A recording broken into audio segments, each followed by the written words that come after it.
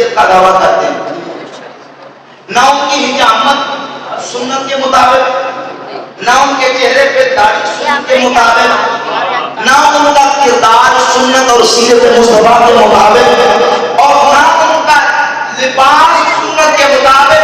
کوئی تجدید کہتے ہیں حجاب من درسا من العمل بالکتاب والسنت والامر بمقتضا ہوا۔ تجدید کہتے ہیں احیاء من درسا من العمل بالکتاب والسنت، کتاب و سنت کے ساتھ جو عمل امت میں ناپائل ہو گیا، مفقود ہو گیا، لوگوں نے چھوڑ دیا، یعنی سنت بھی عمل کرنا چھوڑ دیا۔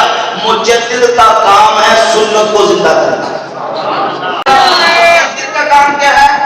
سنت کو زندہ کرنا۔ بولے کس کا کام ہے؟ مجدد کا کیا کرنا ہے؟ بولے کیا کرنا ہے؟ سنت کو زندہ کرے گا۔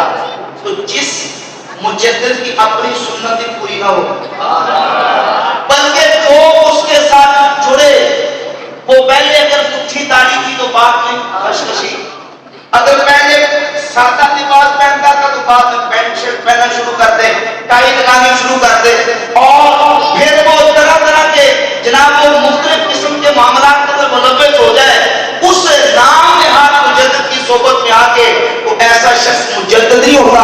مجدد وہ ہے جو نہ صرف خود سنت پر عمل کرتا ہے بلکہ جو اس کے ساتھ جوڑتے ہیں وہ لوگوں کو سنت کا متبادہ بنا دیتا ہے۔ احیاء من درس من العمل بالکتاب والسنت، کتاب و سنت کے لحاظ سے جو عمل ناپائل و مفقود ہو گیا، مجدد اس کو زندہ کرتا ہے۔ بل امروں پہ مقتدا ہوا، قرآن و سنت کا جو تقاضا ہے اس کا اس کے مطابق حکم دیتا ہے۔